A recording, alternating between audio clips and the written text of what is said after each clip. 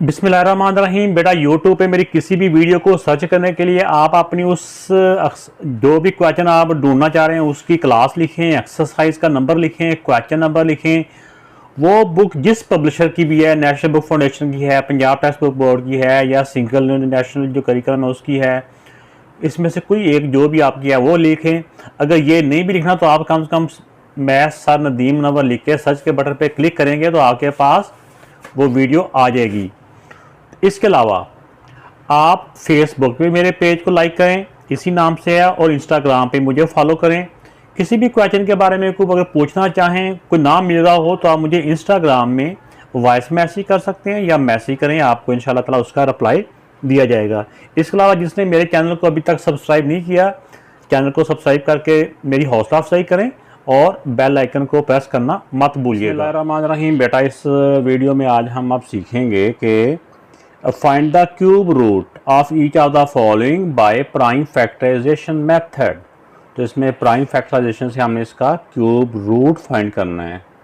तो जिस तरह स्क्वायर का अपोजिट स्क्वायर रूट होता है, इस तरह क्यूब का अपोजिट क्यूब रूट होता है। तो आइए देखते हैं इसको कैसे पहले लिखते हैं। तो ये बेटा क्यूब रूट को लिखने का मेथड है, इसको ऐसे भी लिख सकते हैं। तो ये जो रूट का साइन होता है, इसके इंडेक्स में ये ऊपर 3 लिखा हुआ है। अगर इसको पावर की फॉर्म में लिखेंगे तो 1/3, इसका मतलब क्यूब रूट होता है। ये भी क्यूब रूट है, इसको पावर की फॉर्म में लिखेंगे तो ये है क्यूब रूट। तो जिस तरह के क्वेश्चन में कहा हुआ है कि इसका क्यूब रूट फाइंड करना है, तो क्यूब रूट को हम लिख सकते हैं इस तरह करके, ये 64 का क्यूब रूट है। अब 64 के हम प्राइम फैक्टर बनाते हैं। तो ये बेटा 64 के प्राइम फैक्टर बन गए। अब इन सारे जो इसके फैक्टर्स हैं इनको हम इधर लिख देंगे। तो अब 64 को ये फैक्टर फॉर्म में लिख दिया। इन सारों को अगर मल्टीप्लाई करें तो ये 64 ही होता है। ये इसको प्राइम फैक्टराइजेशन यानी कि प्राइम फैक्टर की फॉर्म में लिखा है। तब क्यूब रूट जब फाइंड करना होता है तो इनके 3-3 का ग्रुप बनाया जाता है। जैसे स्क्वायर रूट में हम 2 नंबर्स का ग्रुप होते हैं जो सेम होते हैं, इसमें 3। ये आपको समझाने के लिए मैं ऐसे अंडरलाइन कर रहा हूँ। हम अंडरलाइन भी कर सकते हैं या फिर ऐसे करके ब्रैकेट भी लगा सकते हैं। जो 3 दफ़ा लिखा होता है कोई नंबर, उसको एक मरतबा लिख के ऊपर पावर 3 लिख सकते हैं ना। 2 क्यूब मतलब होता है 2 अपने आप से 3 टाइम मल्टीप्लाई हो रहा है, यानी कि ये वाला। इसी तरह इस ग्रुप में से 2 लिखा और इसकी पावर 3 कर दी, यानी क्यूब है ये। इसको हम ऐसे भी लिख सकते हैं। अब ये ऊपर वाला जो है इसका रूट का साइन एज इट इज़। तब देखें बेटा, जो पावर जो क्यूब होती है और ये जो क्यूब रूट होता है, ये दोनों आपस में कैंसिल हो जाते हैं। तो इसका अब ऐसे समझ लें कि ये इसके ऊपर ये क्यूब रूट का साइन अलग से है, इसके ऊपर ये क्यूब रूट का साइन अलग से है। तो ऐसे समझें कि जैसे इस क्यूब से इसका क्यूब रूट कट गया और इसके क्यूब से इसका क्यूब रूट कट गया।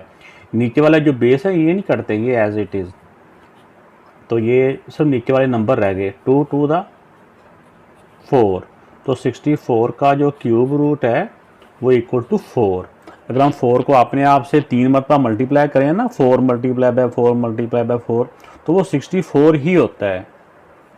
नेक्स्ट पार्ट 729 है, इसका भी क्यूब रूट फाइंड करना है। तो इसके भी हम पहले फैक्टर बना लेते हैं, प्राइम फैक्टर। तो ये बेटा इसके प्राइम फैक्टर बन गए, ये सारे 3 से हो रहे हैं। अब इसको हम इधर रूट के नीचे सारे लिख लेंगे। तो ये बेटा इनके तमाम जो प्राइम फैक्टर है इनको यहाँ पे लिख दिया। अब 3 का ग्रुप बना लिया, ये 3 का बन गया, ये 3 का बन गया। मैंने पहले क्वेश्चन में पार्ट में अंडरलाइन किया था, यहाँ पे ऐसे भी किया है।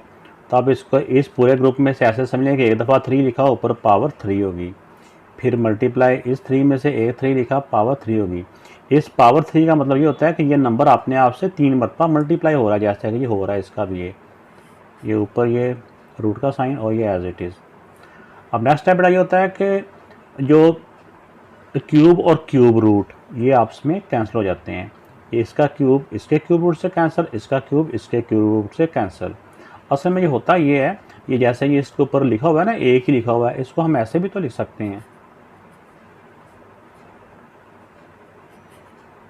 ऐसे।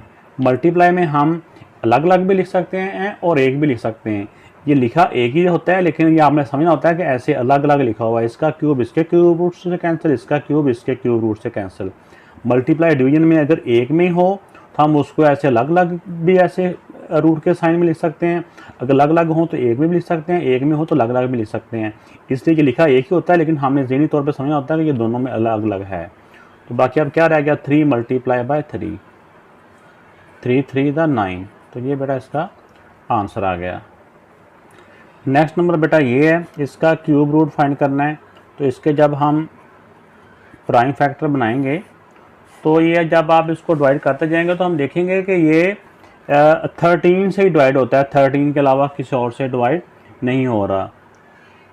1 दा, 6 दा और फिर 9 दा, फिर ये 13 से होता है, 13 1 दा, 13 1 दा, फिर बेटा ये 13 3 दा, ये फिर 13 1 दा। अब देखें कि अब इसकी जगह पे हम इसके ये प्राइम फैक्टर जो है ना ये लिख देंगे।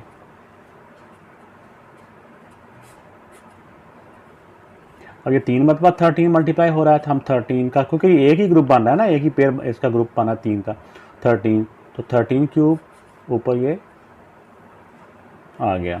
अब क्यूब से क्यूब रूट कैंसिल हो गया तो 13 ये बच गया। ये बेटा इसका आंसर है। तो जो बेटा फोर्थ पार्ट है इसका भी हमने क्यूब रूट फाइंड करना है। तो सबसे पहले हम इसके प्राइम फैक्टर मालूम कर लेंगे। तो ये इनको 3 दफ़ा 3 3 से हो गया, अब ये 3 से नहीं हो रहा, अब ये 5 से हो जाएगा। 5 2 दा 10, 5 5 दा, फिर 5 से 5 5 दा, फिर 5 1 दा। तब देखें इसको आप लिख देते हैं इधर, ये 3 मरतबा 3 है और 3 मरतबा ही 5 है। ये क्यूब रूट में ये हो जाता है कि क्यूब रूट में ये इसको इसके ऊपर होना चाहिए, अगर साइड पे लिखा गया तो इसको थोड़ा लंबा कर लें। तो केस में ना 3 3 हर नंबर 3 मरतबा ज़रूर होता है जिसमें क्यूब रूट फाइंड करने होते हैं ना क्वेश्चन। तो अब इसमें 3 3 का पेयर बना लेंगे। इन 3 का एक पेयर बन रहा है, ये 3 का एक पेयर बन रहा है। ये हल्की सी लाइन आपने लगानी होती है, ये तो मैं आपको समझाने के लिए फिर वो ऐसे लाइन ड्रा कर देता हूँ। आप चाहे हल्का सा इसको ऐसे ब्रैकेट भी लगा सकते हैं, ऊपर भी बार लिख सकते हैं 3 3 की।